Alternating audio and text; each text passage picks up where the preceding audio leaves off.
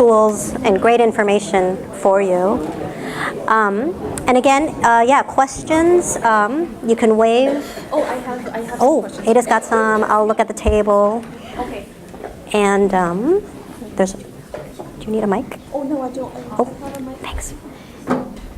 And I'll get my computer out of your way, Ada. And then I thank you for sharing the questions. And I was hoping that we could spend some time.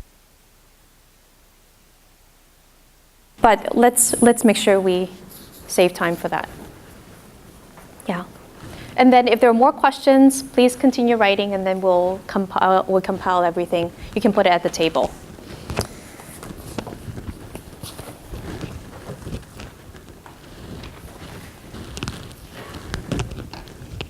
So my name is Ada Peng, and I used to come to ECC. I started in the Seattle side, and then I came to Redmond.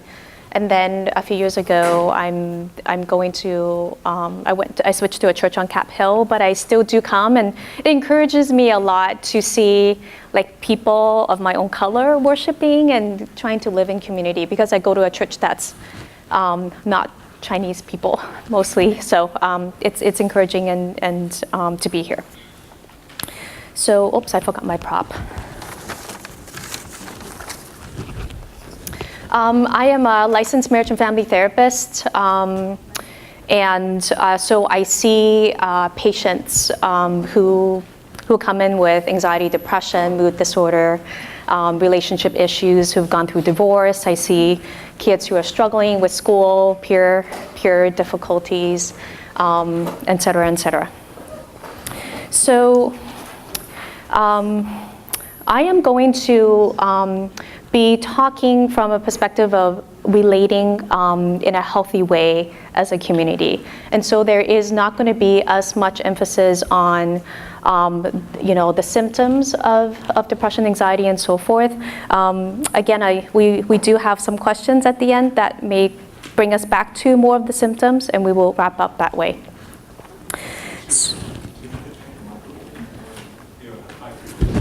And how do I do that?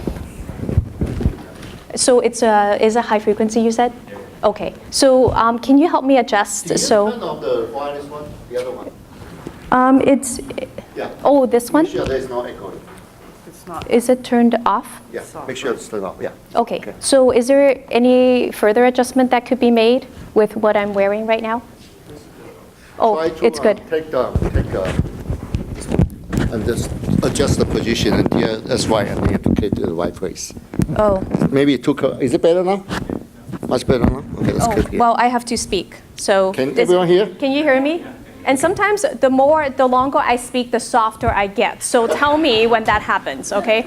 I know my own limitations. So what is this? Okay. So this is a box of crayons. It's new, okay? And so it's all shaped the same, and yet it's got different colors, okay? And it's kind of like how we came into the world. We are different. We came from a different family. Our personalities are different. And we all start out as kids, and then depending on how we're raised and our environment and so forth, it shapes us, okay? And so I found this quote that I altered a little bit. It says, "We could learn a lot from crayons. Some are tall, some are short. After you use it a while, it gets short. Some are pastel, some are bright.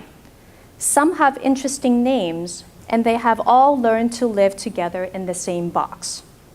Okay? And so here we are trying to figure out, how do we come together and learn to live together? And I do believe that God, like Johanna said, has made us all different to represent His glory, and that He really has given us a difficult task to love and to grow together.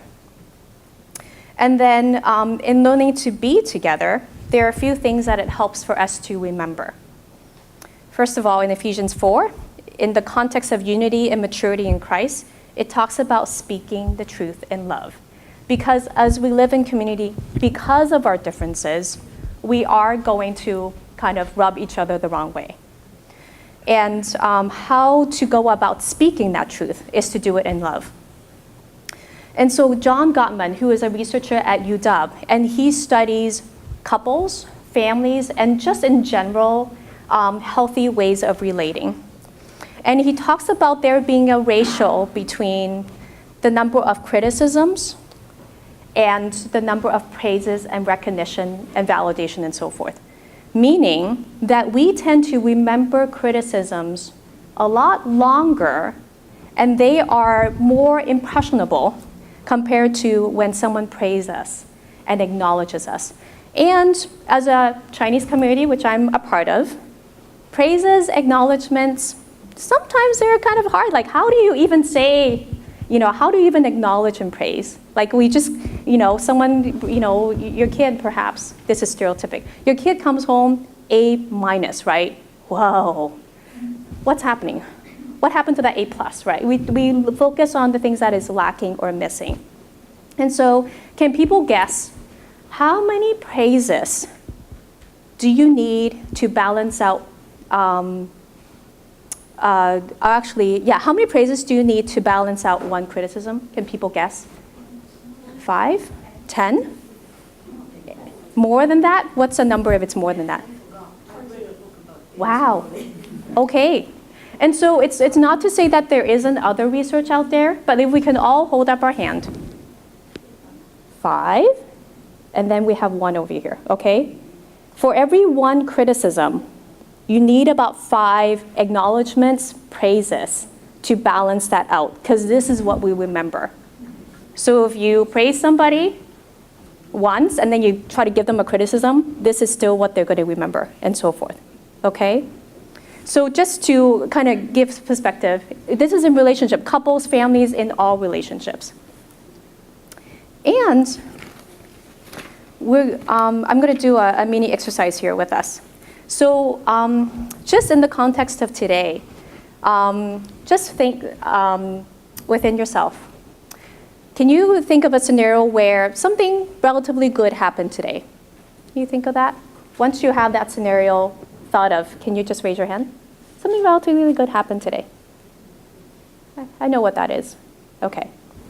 Now, on the contrary, think of something that, didn't work all that well. I wish that it was different. Can you think of that just in the context of today? Okay. So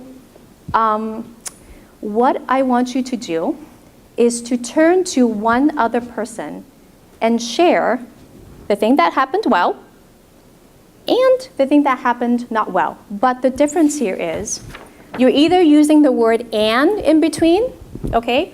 I had a really good lunch, and it was a lot of traffic coming here. So you're using the word "and" versus the word "but." I had a really good lunch, but traffic was really bad. And seeing if there is a difference between when you use the word "and" versus when you use the word "but." Okay, so just turn to someone and put the pluses and the not as pleasant all in one sentence, but with either "and" or "but." Okay?